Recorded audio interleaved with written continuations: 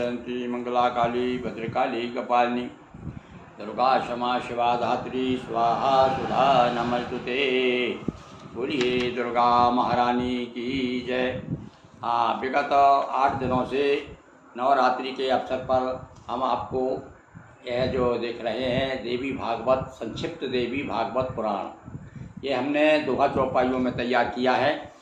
इसकी कुछ प्रमुख कथाएं हमने 8 दिनों से सुना रहे हैं और अब कुछ 2-3 कथाएं आज नवमी है, वो भी सुन लीजिए आप। आज हम एक कथा आपको ऐसी बताते हैं कि ग्वालों का जन्म कैसे हुआ। गाय आदि सुरभि गो की जन्म कथा, गाय की जन्म की कथा, वो बड़ी सुंदर कथा है देवी भागवत में। ये आपको भागवत पुराण में नहीं है ये कथा, सुनिए आप। आदि सुरभि गोलोक की गऊओं में जो घास, भक्त जनों इस मात का भी सुनिए इतिहास।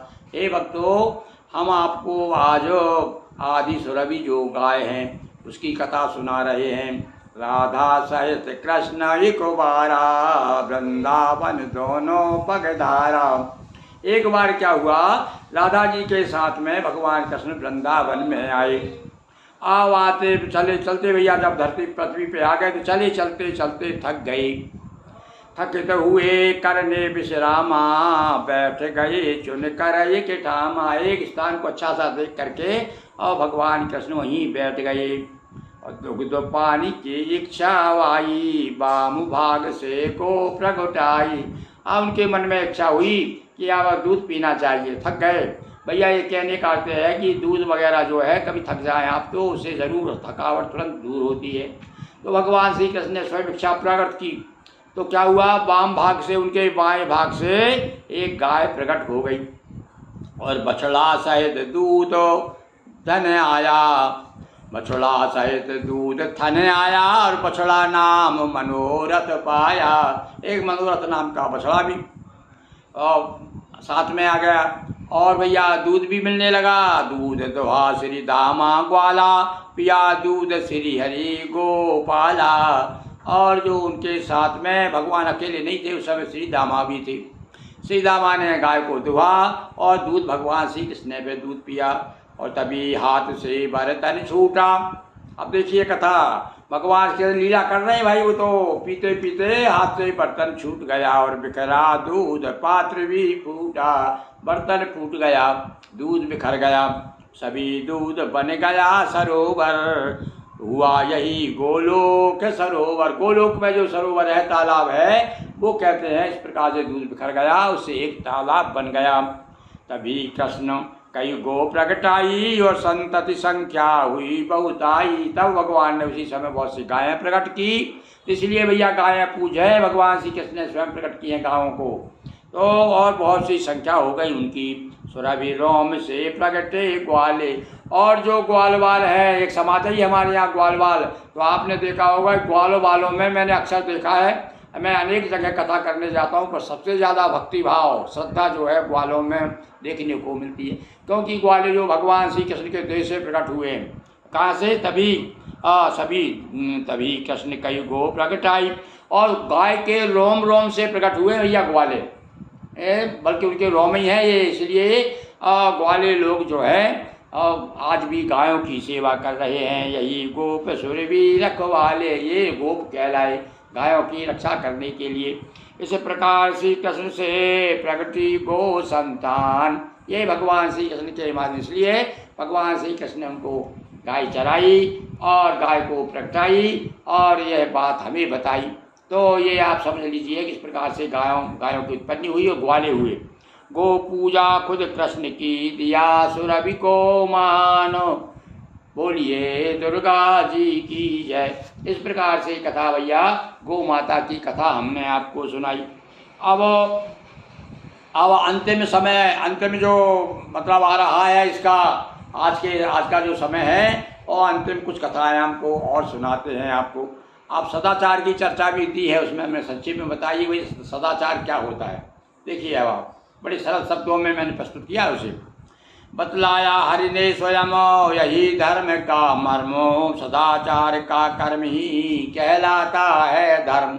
धर्म क्या है? अरे सदाचार आचरण, हमारा सत आचरण ही तो धर्म है। तो अब क्या क्या करना हमको? पातक दूर करे आचारा और सुख संपत्ति भी देने वाला। सदाचरण से, सदाचार से जो आदमी चलेगा वो संपत्तिवान होगा। और नित्य प्रातः हरि नाम उचारे, क्षमा मांग पृथ्वी पग धारे। ये नियम बताया भैया। उसका तो एक श्लोक ही है। सवेरे उठते ही आप पृथ्वी को नमन करें तो श्लोक बोले उसको स्पर्श करते हुए कि स्पर्श क्षमस्व में, हे माँ आपका स्पर्श कर रहा हूँ, आप क्षमा करें, ऐसा उसमें श्लोक में आता है।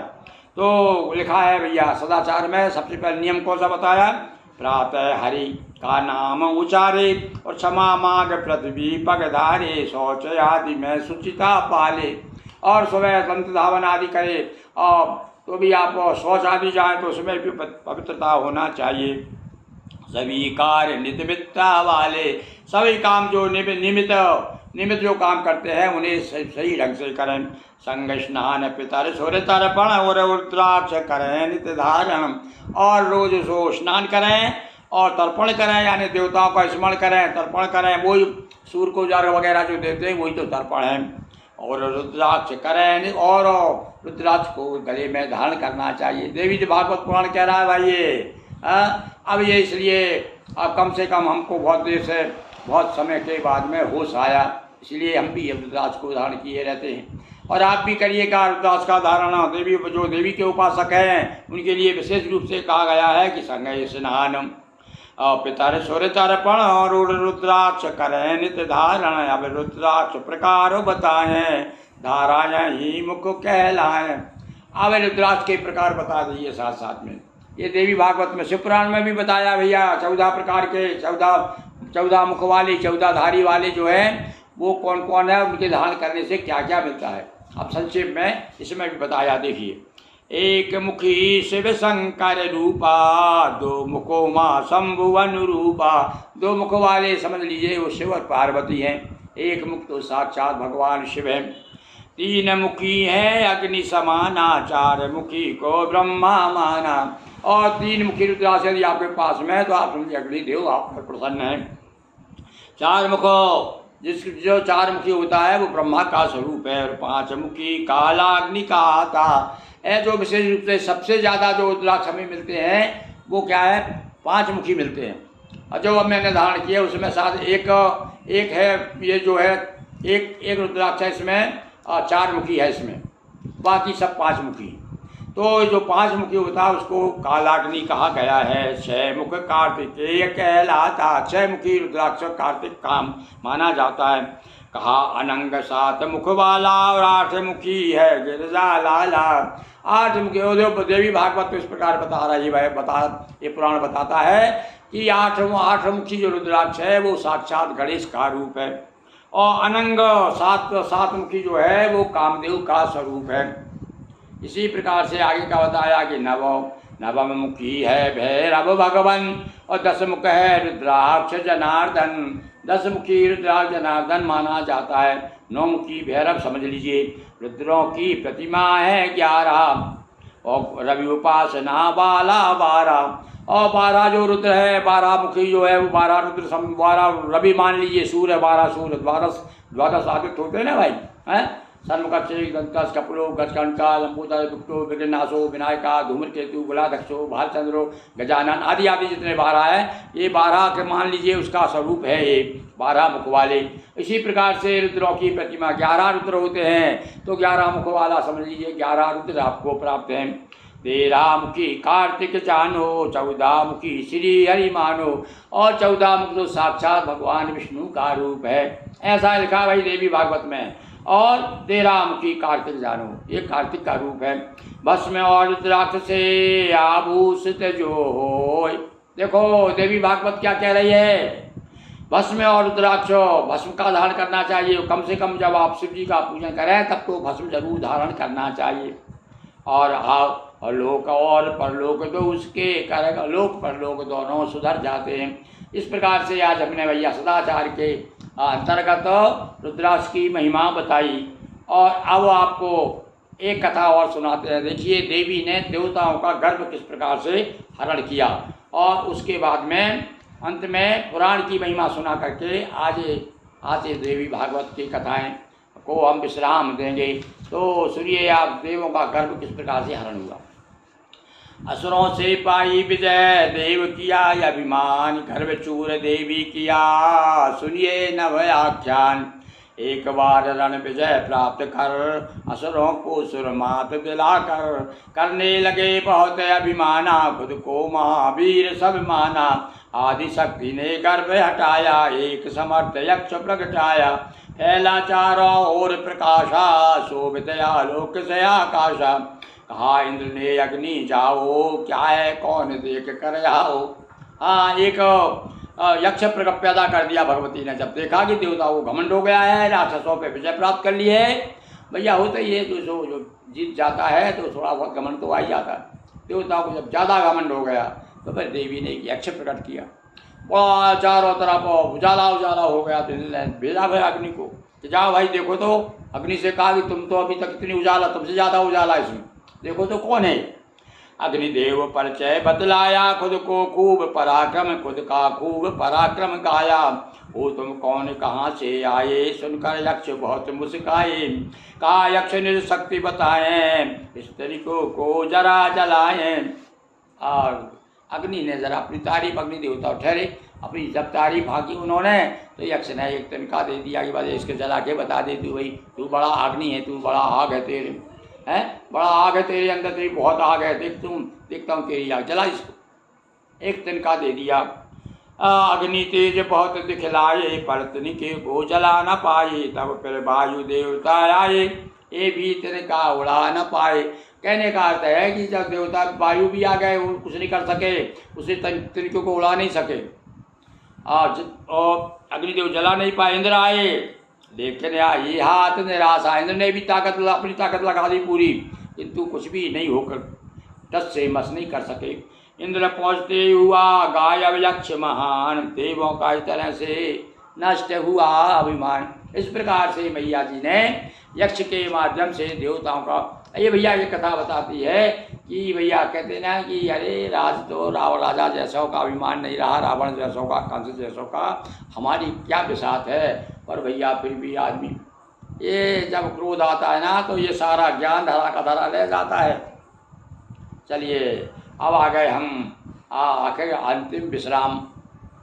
आज हम नवमी के दिन आपको अब पुराण की महिमा बता रहे हैं। देवी भागवत पुराण की महिमा संक्षेप में सुना करके आज पुराण को विश्राम देते हैं। सुनिए। देवी भागवत सुना कर बोले वेद अभ्यास, देवी स्वयं से अब कीजिए पूरन हो अभिलाष। वेद अभ्यास जी ने कथा सुनाई और किसको सुनाई? जन्मेजय को। जन्मेजय कौन है जानते हैं आप? ये जन्मेजय जो है परीक्षित के पुत्र हैं, और परीक्षित जो है आप सब जानते हैं अर्जुन के पुत्र हैं, और ये अंतिम राजा है। इसके बाद में और भी कुछ राजा हुए, पर उनका ज़्यादा चर्चा पुराणों में नहीं है, पुराणों में भी नहीं है, लोक में जब ज़्यादा चर्चित भी नहीं। जन्मेजय सिर आज्ञाधारी, यज्ञ हेतु कीनी तैयारी। भैया पुराण जब होता है कहीं भी, तो आप देखते हैं भाई हमारे यहाँ तो यज्ञ की परंपरा है, चाहे रामचरितमानस का पारायण हो, चाहे आप कोई सुंदरकांड का पूरा अखंड पाठ हो, अथवा आपका जो है पुराणों का कोई भी भागवत पुराण हो, ये शिव पुराण हो, उसके बाद में पूर्णाहुति होती है, उसकी यज्ञ होता है। तो अब जन्मेजय जैसे कथा सुना दी पूरी वेदव्यास जी ने। अब कह रहा है हाँ भैया चलो यज्ञ की तैयारी करो। प्रणव मंत्र की दीक्षा लेकर यज्ञारंभ किया हर्षा कर्म, पारायण पुराण का पावन, अनगिन विप्रजनों का भोजन, और ब्राह्मण भोजन, कन्या भोजन, ये तो भैया परंपरा हमारे यहाँ से शुरू से चली आ रही। तो वही हुआ जो याचक दान दक्षिणा पाई, और जन्मेजय ने आशीष पाई। राजा जन्मेजय ने और जितने भी भिक्षुक लोग आए, भिखारी लोग आए, ब्राह्मणों को भी दान दक्षिणा दी। उसी समय नारद जी आए, आकर मधुरम वचन सुनाए। गया हुआ था मैं सुरलोका, अद्भुत वहाँ दृश्य। अब इस समय देखो नारद जी आ गए। जन्मेजय ने ये मैया जी का पुराण जो है देवी भागवत पुराण कराया था काय के लिए कि मेरे पिताजी को मोक्ष प्राप्त हो जाए। भागवत भी हुई थी ना, भागवत सुनकर के वो तो मोक्ष हो गए थे, पर भैया पुत्र का भी कर्तव्य हो जाता है कि भाई कारण होता हुआ कि नहीं हुआ तो चलो अपन भी करा लो। तो फिर जन्मेजय ने भी कराया था। तो अब नारद जी आए। अब नारद जी बता रहा है कि भैया मैंने बड़ा दृश्य देख के आया हूँ वहाँ से, मैं अभी अभी वहाँ से जा रहा हूँ। बोले क्या बताया? हुए दिव्य तन पिता तुम्हारे वर्षाधार पे मणिदीप सिधारे। तुम्हारे पिता जो है देवी लोक, देवी जी का लोक क्या है? मणिदीप, वहाँ चले गए हैं। ये मैंने देखा। दिव्य रूप धारण करके देवी कृपा से सदगति पाई है पुराण महिमा अधिकाई। ये पुराण जो है इस प्रकार से इसकी बड़ी महिमा है और इसकी कृपा से कथा का श्रवण हुआ, उन्होंने भी कथा सुनी और वो दिव्य धाम को गए। सादर कथा सुने मन लाई, ध्यान धरे माँ का चित लाई। और भैया ये बताने की क्या बात है, ये तो जितने भी देवी के उपासक हैं हम मैया के चरणों में अपना माथा टिकाते हैं और चित्त लगा करके कथा को सुनते हैं। तो भैया जहाँ रहा भी कथा भगवती की जैसी भी कथा हो, आइए मत देखिए कथा कौन कह रहा है, बल्कि ये देखिए कि ये कौन सी कथा कह रहा है, किसकी कथा कह रहा है। और यदि ऐसा मान के आप सुनेंगे तो भगवती का खुद का वचन है तो उसकी व्यथा तो दूर होगी ही होगी। आदि व्याधि दुख संकट सारे दूर हो ये जीवन अंधियारे। सारे संसार की जितनी भी समस्याएं जो भी आपके आसपास घेरे हैं आपको, वो सारी समस्याएं दूर हो जाएंगी, सारे संकट विकट संकट कट जाएंगे। व्यास आदि सब कथा कह पहुँचे निज निज धाम, गिरि मोहन गुरु नगर श्री भी पाया विश्राम। और आज हमें भी विशेष प्रसन्नता अनुभव हो रही है, आनंद की अनुभूति हो रही है इस पुराण को विश्राम देते हुए। भक्ति सहित देवी कथा सुन लिए अनुराग, जगदम्बा माँ की कृपा मिट जाए दुर्भाग। उमापति महादेव की जय। और भैया साथ में हम बताते देखो ये सारे पुराण छप रहे हैं ना, आप सबके सहयोग से छप रहे हैं। ये देवी भागवत में इसमें क्या लिखा है, ये इसमें अनेक देवी भक्तों की कहना चाहिए कि सहायता ली गई है, इसके कारण ये प्रकाशित हुआ है। इसमें शुभाकांक्षी परिवार भी दिया है, अब इतना समय नहीं बताने का, वो तो ये देखिए थोड़ा आपके समझ में आए। तो यहाँ से लेकर के दिल्ली के गिरिवर गिरी गोस्वामी से लेकर के और आपके कौन कौन है, महंत सच्चिदानंद गिरी दिल्ली, अशोक कुमार गिरी और श्री गिरवर गिरी निर्मोही दिल्ली, बालपुरी गोस्वामी सुहागपुर, आशुतोष शर्मा होशंगाबाद और पुजारी पदमगिरी पुजारी देवी मंदिर सलकनपुर धाम बड़ा प्रसिद्ध है और उनका भी सहयोग प्राप्त हुआ है। और इसी प्रकार से बहुत सारे लोग इसमें हमारे एक और बड़े कहना चाहिए परम सहयोगी थे जो दिवंगत हो गए, श्री बाबूलाल खंडेलवाल बाबई वाले, उनका भी सहयोग इस पुराण को प्राप्त हुआ है। और जबलपुर के विजेंद्र कुमार दुबे, उनका भी सहयोग मिला। शशिकांत मालवी, ये इनका तो भैया हर एक पुराण में हमारे एक परम सहयोगी थे, शिव संकल्प साहित्य परिषद के संरक्षक थे श्री नर्मदा प्रसाद मालवी, बहुत अच्छे साहित्यकार, 10-15 किताबें अपने जीवन में प्रकाशित की उन्होंने, अच्छे समीक्षक थे। उनका पुत्र भी उनके पिता के पदचिन्हों पर चलकर ये धार्मिक और साहित्यिक कार्यों में बराबर सहयोग प्रदान कर रहे हैं। वो है श्री शशिकांत मालवी और श्री नर्मदा प्रसाद मालवी के सुपुत्र। इसी प्रकार से यहाँ पर बहुत अच्छे हमारे सुहागपुर में बहुत अच्छे साहित्यकार हैं, एक बुंदेली भाषा के तो कहना चाहिए बड़े निराले कवि हैं भाई राजन सहारिया। इसी प्रकार से डॉक्टर आर.पी. सीटा, डॉक्टर शोभा दुबे जबलपुर वाली, देखिए यहाँ पर वो प्राचार्य रहीं और उनका इसलिए रहा कि जबलपुर से भी बराबर सहयोग भेज रही हैं। इसी प्रकार से डॉक्टर नेहा यादव ये दिल्ली में है भैया, सर्वरोग की विशेषज्ञ है, इनका सहयोग भी इस ग्रंथ को मिला है। तो ये संक्षेप में हमने चर्चा करके उनके प्रति अपना फर्ज अदा किया है, उनका आभार माना। और आप भी इसी प्रकार से आगामी हमारा स्कंद पुराण प्रकाशित हो रहा है। अभी कहते हैं जैसे श्री गणेश पुराण, संक्षिप्त गणेश पुराणम के बाद अब स्कंद पुराण प्रेस में, यदि आप उचित समझें और ईश्वर ने आपको इतना संपन्न बनाया है। भैया दौलत है आपके पास में, यदि दिल नहीं है तो काम का नहीं है दौलत, हमारे काम की, धर्म के काम की नहीं है वो। जो आपके दिल, दौलत और दिल दोनों होना चाहिए, तो निश्चित रूप से आपका सहयोग हमें मिलेगा। और इस प्रकार से हम आपको निरंतर कथा सुनाते रहेंगे। बोलिए दुर्गा मैया की जय, नर्मदा मैया की जय। श्री सेवा सब नर्मदा मंदिरम से यह कथा आपको, कथाएं भगवान की निरंतर सुनाई जाती रही हैं और सुनाते रहेंगे। एक बार पुनः हम स्मरण करें भगवती को, इसमें परिचय भी है हमारा कि नर्मदापुरम सुविख्यातम रेवाया दक्षिणे तटे सेवा श्रमेशु राजता देवी नर्मदायै नमो नमः। हर हर महादेव शंभो।